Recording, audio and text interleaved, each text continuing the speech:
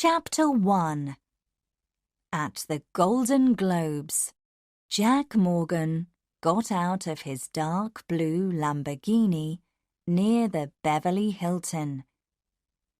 It was the night of the Golden Globes, and he was with a beautiful and famous movie star. He helped Guinevere Scott Evans out of the car, and she held his hand hard. Guinevere trusted Jack, and she trusted his company, Private. Everyone trusted Private. It was the best. But then, Jack's oldest friend, Andy Cushman, called him. Andy spoke quickly. "Jack, come to my house now! I need you!" "It's not a good time. What's wrong?" asked Jack. "It's Shelby. She's dead," said Andy. Shelby and Andy married 6 months ago. Guinevere was not happy, but Jack took her to her table. Then he was on the road to Andy's house in Bluffs. He stopped near the open front door, took out his gun, and went in. "Andy!" shouted Jack. "Jack! I'm in the bedroom!" Jack went through the house, his gun in his hand. In the bedroom, there were clothes everywhere. Shelby was on the bed, with blood on her head. "What happened?" asked Jack.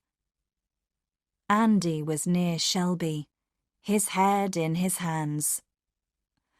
"Someone shot her. Please, find him." Jack took photos of everything in the room. "Did you call the police?" he asked. "No, I wanted you here," said Andy. "Do you have a gun?" asked Jack. "No," said Andy. "Okay, you must understand. The police will want to talk to you. They always want it to be easy. They will think, a woman is dead. Did her husband kill her? But I can help," said Jack.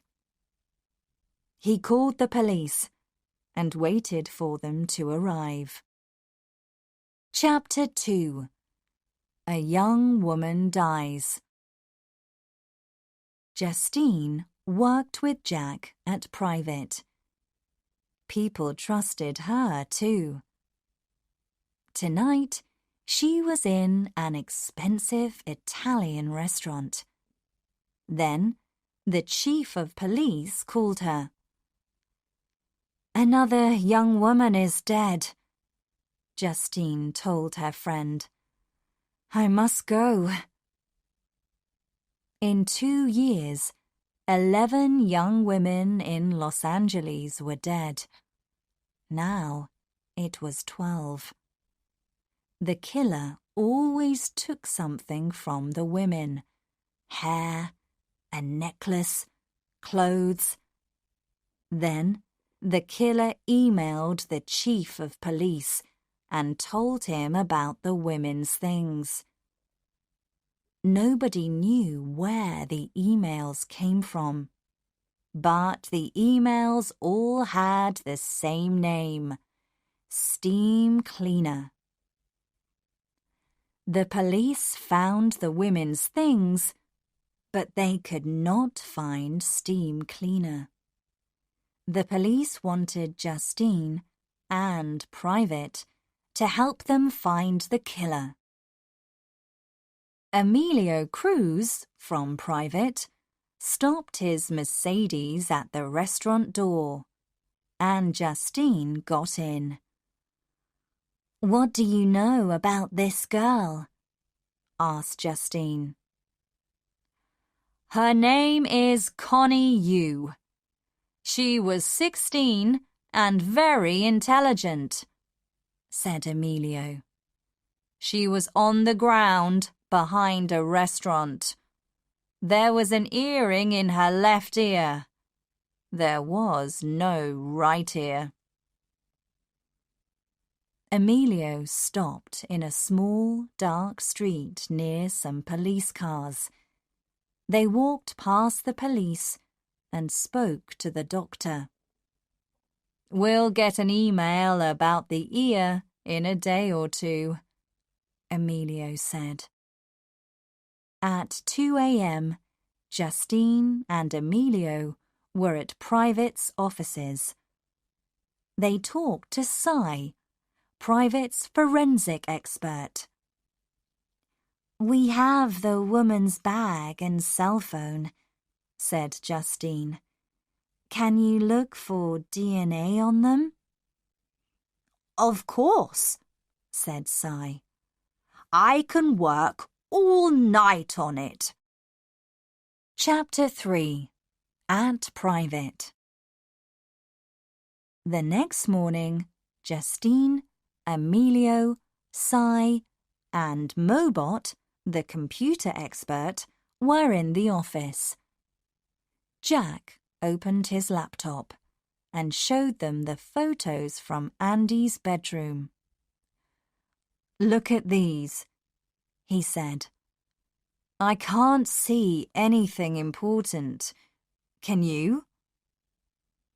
"Did the killer take anything from the house?" asked Justine. "No, he took nothing," said Jack. "And were Andy and Shelby happy together?" asked Emilio. "Yes," said Jack. "Very happy." "Okay," said Justine. "This killer is a professional. But why did he kill Shelby?" "The police always like easy answers. They will think one thing. Andy killed her," said Emilio. "Did Andy kill her?" "No, he didn't," said Jack. "I know Andy well. He loved Shelby." "What next?" asked Mobot. "We look at Andy and Shelby," said Jack. "We talk to their friends and to people they work with. Let's go." "Wait," said Justine. "I have some news on the young woman. We have her bag. Cy couldn't find any new DNA, but Mobot looked at her phone." "I looked at the text messages," said Mobot. "There were hundreds, from 20 or 30 people. I looked at the numbers, and they are all friends or family. But there is one strange message. I can't get the number for it. Look!" A text message came up on the wall. "Connie, it's Linda. My mum took my phone. I must talk to you. Can we meet? Please? Behind the restaurant. At 8:30 p.m. Don't tell anyone." "I talked to Linda," said Mobot. "Her mother didn't take her phone. Linda didn't send that message. The killer got into Connie's phone and found all her friends. Then he sent her that message from his phone. But we can't find the number of the killer's phone, said Cy. It isn't possible. Who is Steemcleena? Asked Jack. Rudolph Crocker left his office at 7 p.m. and went for a drink. At 9 p.m, he was at home and ready for a run. He ran out to Marina del Rey and thought about Connie Yu. That was a great evening. There was nobody near him. He stopped near a boat and put something on it.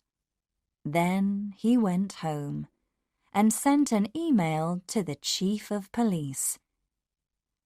You can find Connie Yu's ear on a boat in Marina del Rey. Steemcleena. Chapter 4. Another Young Woman. Jason Pilzer got a text message at work at 3 p.m. Scylla, your big night is Saturday. Be ready. Steemcleena. Scylla was Jason's computer name. At 6 p.m, he left his office and drove to a store. He bought some gloves and some electric cable. He did not pay with a card, and he looked down at the ground. He did not want the cameras in the store to see him. The big night was in 3 days. He was ready to kill his first woman. I'm going for a walk, Marguerite Esperanza shouted to her grandmother. It was Saturday evening. Marguerite walked out the house and onto Rowena Avenue. A text message came onto her phone. Hi, Marg. It's Lamar. Where are you? She read it and answered. I'm on Rowena. Lamar was a really nice boy. Marguerite liked him. Do you want to get a pizza? Asked Lamar. Okay, Marguerite answered. Marguerite called her grandmother. I'm getting a pizza with Lamar, she said, and he'll walk home with me. Is that okay? The black van was near Rowena Avenue. The driver was Steemcleena. Scylla and Morbid were in the back of the van. She's out of her house, said Morbid. He gave the laptop to Scylla. Scylla wrote a message. Hi, Marg. It's Lamar. Marguerite answered. Scylla wrote another message. The van stopped near the pizza restaurant and waited. Then they saw Marguerite in the street. Go! Shouted Morbid. Scylla got out of the van. He pulled a bag over Marguerite's head from behind, and he and Morbid threw her into the van. Steemcleena drove away quickly. Help! Shouted Marguerite. Be quiet, shouted Morbid. Maybe you can win the game. Win? Asked Marguerite. What do you mean? Steemcleena stopped the van in a park with nobody near. Morbid and Steemcleena were behind Scylla. This was Scylla's game. Marguerite got out of the van quickly, and she pulled the bag off her head. She could not run away. Steemcleena and Morbid could stop her. But she was tall and strong and ready for Scylla. Her hand flew out and hit him on the nose. There was blood on Scylla's face now, and he was angry. He ran at her, but she kicked him hard in the stomach, and then she kicked him again. Steemcleena looked at Morbid. "She's too good for Scylla," he said. He took out a gun and shot Marguerite in the head. Then Scylla put on the gloves and put the cable around the dead woman's neck. He took her shoes and put them in the van. "That wasn't good," said Steemcleena to Scylla. "But maybe you'll win the next game." Chapter 5. Scylla's next game. Justine met Police Lieutenant Nora Cronin in the park at 4 a.m. on Sunday. "The Chief of Police is here," said Nora. "He wants to talk to you." The chief was with 3 police officers near Marguerite's body. Justine walked up to him. "It's good to see you," he said. "We need your help. 13 women are dead. And look! Somebody shot her dead. So why is there cable around her neck?" "It's very strange," said Justine. "And where's her handbag?" "There's no handbag," said the chief.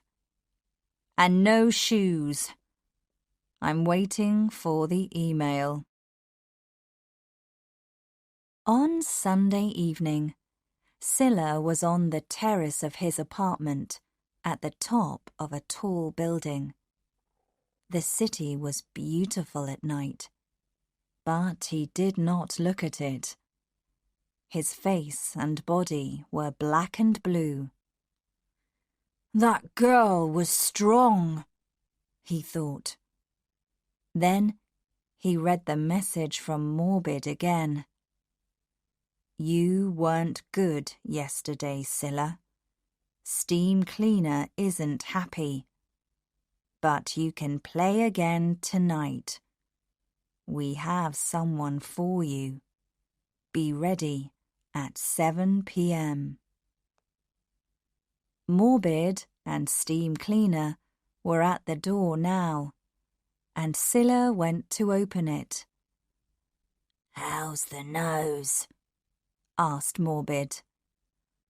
"Okay," said Scylla. "Do you want a drink?" "No," said Steemcleena. "Let's go on the terrace. I want to show you something." The 3 men walked onto the terrace and looked down at the city. Then Steemcleena turned to Scylla. "You think you can play again?" he asked.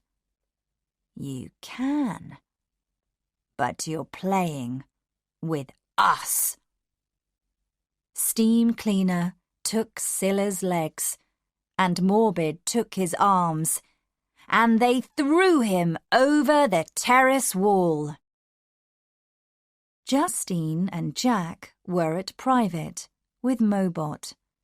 They talked about Marguerite. "The killer sent an email," said Justine, "and we found her shoes. Cy is looking at them now, but they're probably clean." "The killer is using a van to look for the young women, I think," said Mobot. "He has a laptop and a radio in the van, and he can send messages to the women's cell phones. He can stop messages to their phones from other people too. And maybe he can find them in the street from their phones." "Is that possible?" asked Jack. "I don't know. I'll ask Cy about it," said Mobot. "His friend, Kit Kat, knows about cell phones." "I remembered something important," said Justine. "Someone killed a woman about 5 years ago in the same street as Connie Yu. Her name was Wendy Borman. The killer took her phone and her necklace." "5 years ago?" said Jack. "Maybe it's not 13 women. Maybe it's more. We have work to do." Chapter 6. An angry husband can kill. On Monday morning, Andy was at private. Jack had something to tell him. "I can't sleep," Andy said. "I think about Shelby all the time." "Andy," said Jack, "we talked to a lot of people about Shelby. She had a lot of friends, you know that. And we found one very good friend, the movie star Bob Santangelo. She saw him every week." "That's not true!" shouted Andy. "She loved me." "Maybe she loved you," said Jack. "But she loved Santangelo too." "Did you know that?" "No, I didn't!" shouted Andy. "It's not true!" Andy left. Jack and Cy talked about Santangelo. "Did Andy know about Santangelo?" asked Cy. "I don't know," said Jack. "An angry husband can kill, you know," said Cy. "I know, Cy," said Jack. "But Andy's a good man, and he's my friend. He didn't kill Shelby." "I understand. You don't want to hear it," said Cy. "But maybe he did." Justine was at the police station with Lieutenant Nora Cronin. "I looked on the internet," said Justine. "But can you tell me more about Wendy Borman?" "One thing isn't on the internet," said Nora.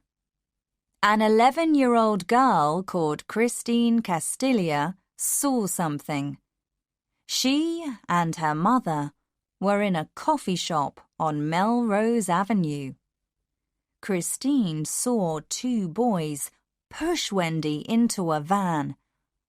Her mother didn't see anything, and Christine didn't see a lot. The boys were white. One had a long nose and big ears.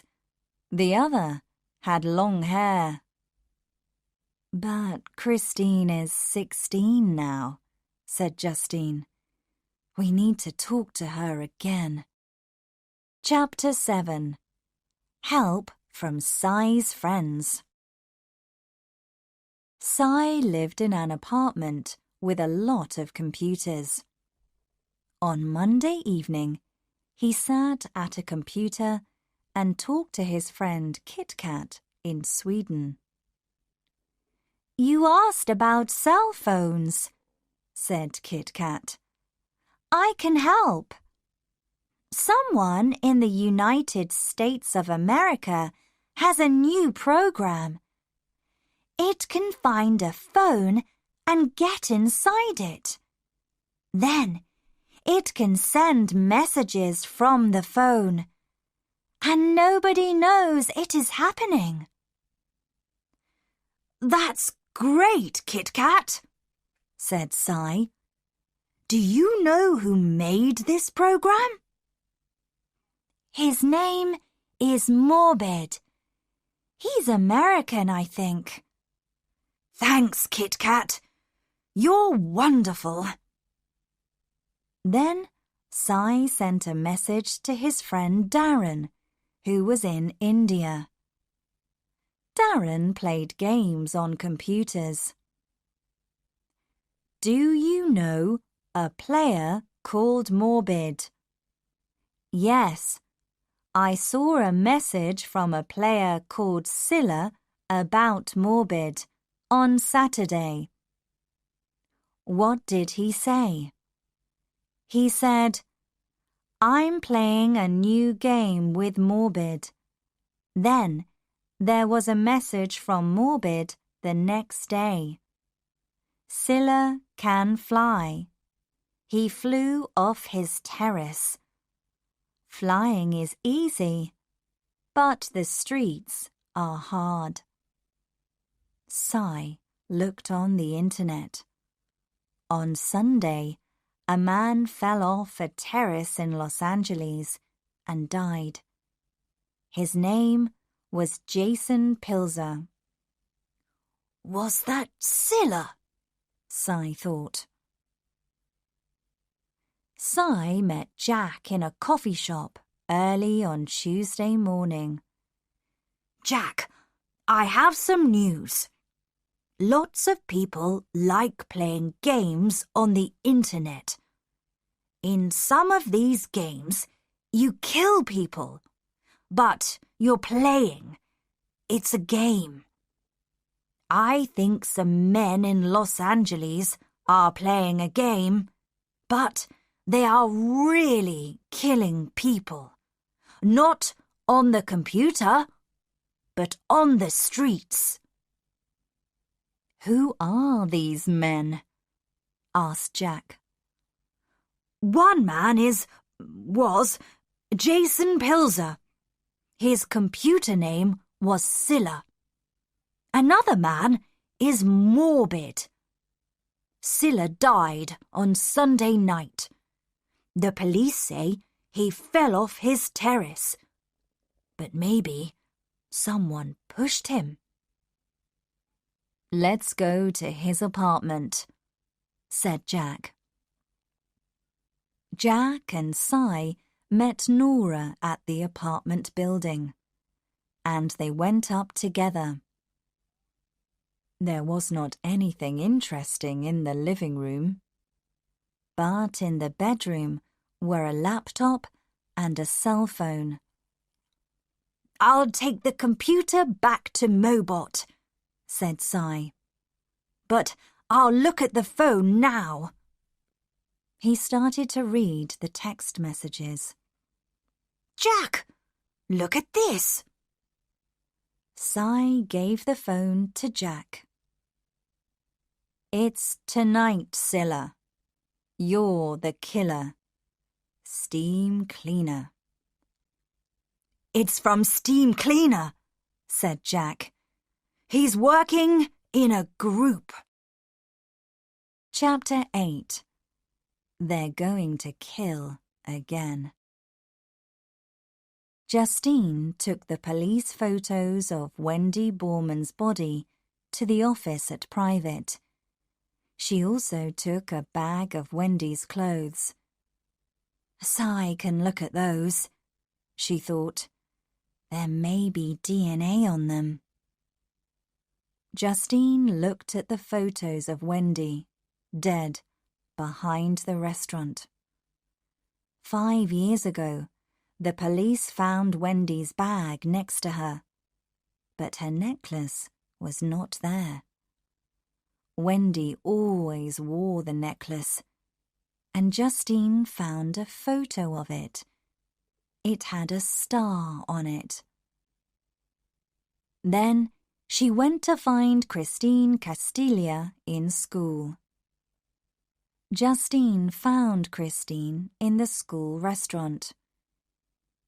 "Do you remember Wendy Borman?" she asked. "I was only 11, said Christine. "Yes, but can you remember anything? What did you see?" asked Justine. "A van stopped, and 2 boys got out and pushed a girl into the back.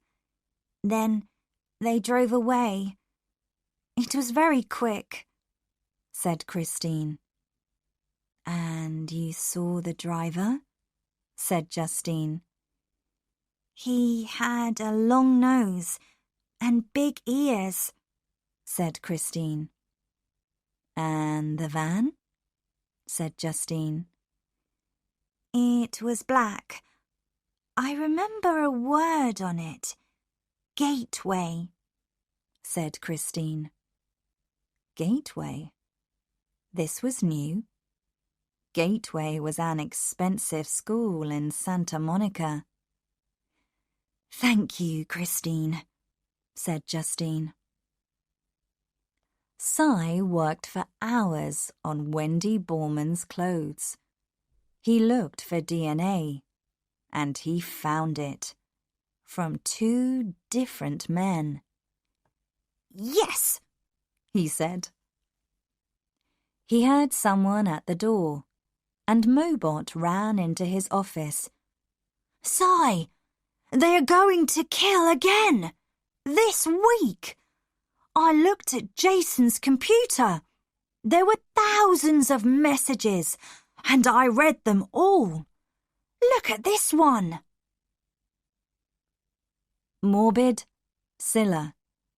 Here's the next woman. She lives in Silver Lake, and her name is Graziella. Steemcleena. There was a photo of a young woman. "I'll call Jack," said Cy. Chapter 9. Help from Carmine Noccia. On Tuesday afternoon, Jack was in his office with Emilio.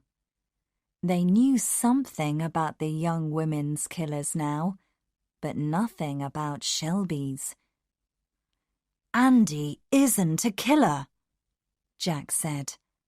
"Shelby's killer was a professional. There was no DNA, no gun, nothing. We need to talk to Carmine Noccia in Las Vegas." Carmine and his family knew every professional killer from California to Florida. Jack did not often work with men like Carmine. But once, Carmine asked for Private's help. His daughter ran away, and he wanted her back. Jack found her. Carmine never forgot a friend. "We'll fly to Las Vegas," Jack said.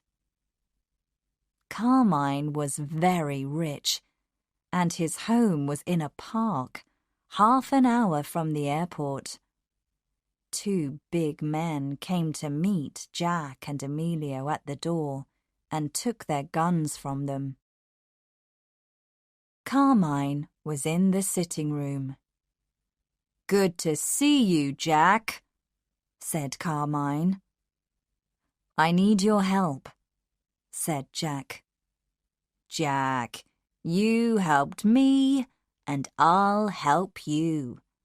But don't ask again," said Carmine. Someone killed my friend, Shelby Cushman, in Los Angeles, a professional. Who was the killer? Do you know? Said Jack.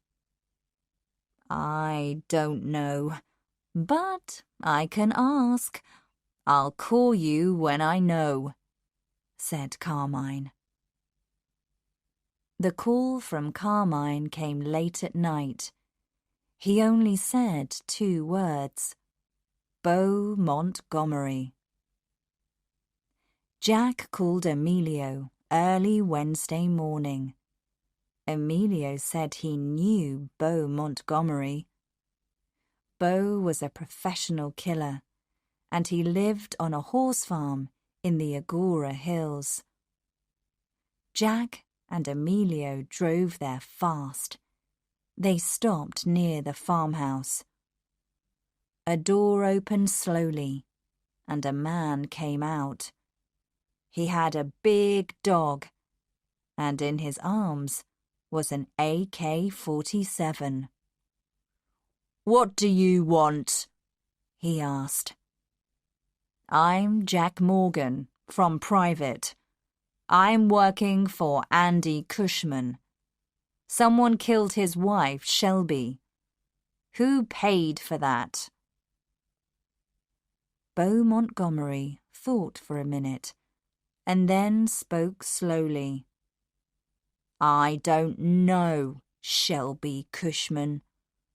I don't know any women in Bluffs." Then he wrote a name on the ground with the end of his gun. Jack looked at the name, and then Beau kicked it away. "Goodbye, Mr. Morgan," he said, "and please drive slowly. The horses get frightened." Chapter 10. DNA. Christine Castilla wanted to meet Justine again on Wednesday after school. "Let's go to the coffee shop on Melrose Avenue," said Christine. "I'll remember better there about the boys and the van." "Great," said Justine. The coffee shop was the same as 5 years before. "My mum and I sat here," said Christine. She went to a table near the window.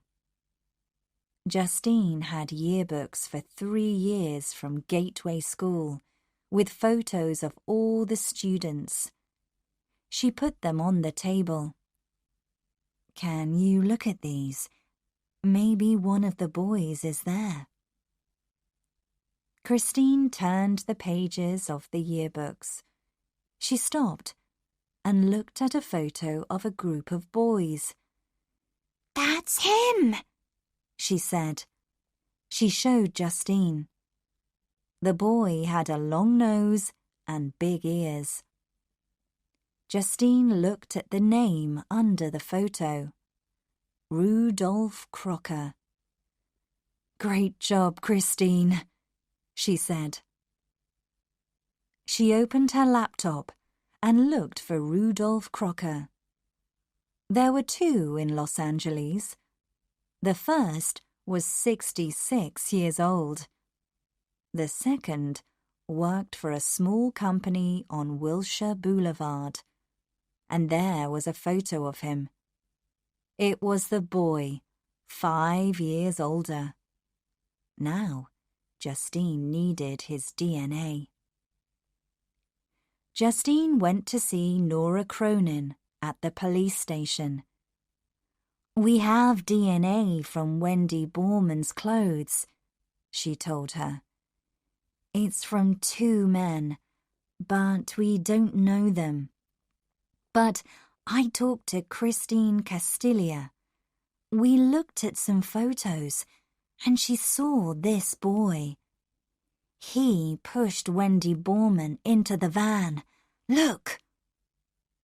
She showed Nora a photo on her computer. His name is Rudolph Crocker. He's 23 now, and he lives and works in Los Angeles.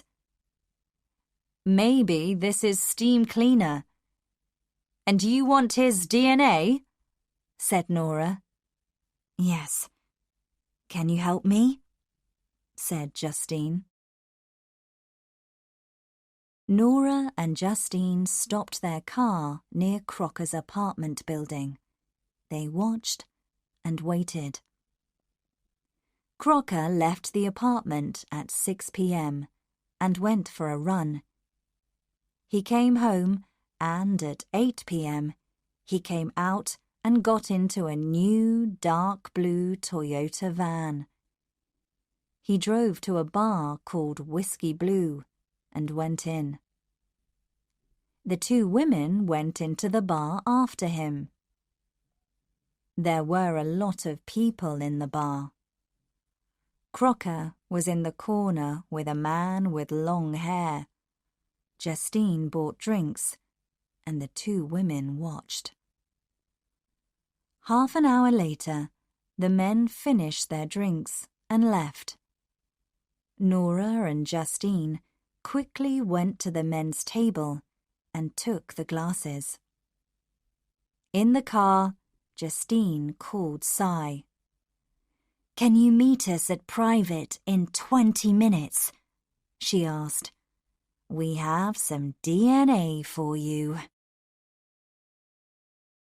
Late on Wednesday, Jack and Emilio drove back to the city from the Agora Hills. Jack left Emilio at his apartment and went to see Andy Cushman. "Jack, why are you here now? It's 1 a.m. You look tired," said Andy. "I am tired," said Jack. "Today, I drove to the Agora Hills." "How much did you pay Beau Montgomery to kill Shelby?" Andy started to cry. "You don't understand, Jack," he said. "She was with another man, that movie star. I couldn't live with that." Jack did not speak. He hit Andy in the face 3 times and left. Chapter 11. A Dark Blue Van. The next morning, Cy had news for Justine and Nora about the DNA. "I have DNA from one of the glasses," he said. "Not Crocker's glass, the other man's. It's the same as the DNA on Wendy Borman's clothes." "Who is this other man?" asked Justine. "We don't know him. Is it Morbid?" "Maybe. And what did you get from Crocker's glass?" Nora asked Cy. "I couldn't get DNA from Crocker's glass. It was too dirty," said Cy. Justine looked at Nora. "What now?" she asked. "We must find Crocker," said Nora. Mobot worked all morning on her computer, and then she found something. She called Jack. "Morbid wants to kill Graziella tonight. He's sending her text messages from a friend, Lulu. Graziella is answering these messages from Lulu. She says, 'See you after school.' But I don't know where they are meeting." "Where is Morbid?" asked Jack. "I don't know," said Mobot. Justine and Nora drove to Crocker's office on Wilshire Boulevard. "Mr. Crocker is on vacation today," said the woman at the desk. They drove fast to his apartment, but he was not there. "Let's find his van," said Nora. Nora called the police station. "We're looking for a new, dark blue Toyota van. Every police car must look for it." Then she and Justine waited in their car near Crocker's apartment building. The call came back to Nora. "The dark blue van is in Silver Lake. It was on Alvarado Street, but we can't find it now." "We must stop that van!" shouted Nora into the radio. "The driver is a killer!" Jack and Emilio were on the road too. Mobot called Jack. "I'm reading more messages from Morbid to Graziella," she told him. "She's in Glendale, and he wants to meet at Ralph's supermarket." Graziella was in the street near the supermarket. Morbid walked up to her. "Graziella," he said, "I'm a friend of Lulu's. She's in hospital. Can you come with me to visit her? She wants to see you." Morbid put his hand on Graziella's arm. Jack ran across the street and hit him in the stomach. Morbid fell down and Jack held him. "Where's Rudolph Crocker?" shouted Jack. Nora and Justine got to Glendale quickly too. Crocker's van was behind the supermarket, with a police car next to it. Nora talked to a police officer. "Crocker is in the van, Lieutenant," he said. "He won't open the doors." Justine walked up to the van. Crocker was sitting with his hands on his head. "Get out of the van, Crocker," she said. He smiled at her. Justine hit the van window hard with her gun. She put her hand into the van, opened the door, and pulled Crocker out. There was blood and glass everywhere. At the supermarket, the police took Morbid away. Jack and Emilio walked to Crocker's van. They found Justine with her foot on Crocker's back. "Are you okay?" asked Jack. "There's a lot of blood on you." "It's not mine," said Justine. "It's Crocker's." Jack put some glass with blood on it in a bag and gave it to Emilio. "Get this to Cy," he said. "There's DNA here." The police took Crocker away. Justine looked at Nora. "We need to go to his apartment and look for Wendy Borman's necklace." Justine and Nora looked everywhere in Crocker's apartment. They found nothing. Justine opened the closet in the bedroom to look at Crocker's clothes again. The light was on a string, and she pulled it. She looked at the end of the string in her hand. It was the star from Wendy's necklace. "We've caught them, Justine," said Jack, back at Private. "Cy looked at the DNA from Crocker's blood. It's the same as the DNA from Wendy's clothes." The next morning, Jack's phone woke him early. "Jack, it's Carmine Noccia. I have some bad news for you. Your friend, Andy Cushman, is dead. His car went off the road near Marin, and it went into the ocean. Did anybody see Andy's car go into the ocean? Said Jack. Oh, yes. One of my cousins saw it. He was the only person there. Have a good day, said Carmine. Jack looked at his phone for a minute and thought, Carmine's cousin killed Andy. Then he turned and threw it out of the window. It was time for a new phone and a new phone number.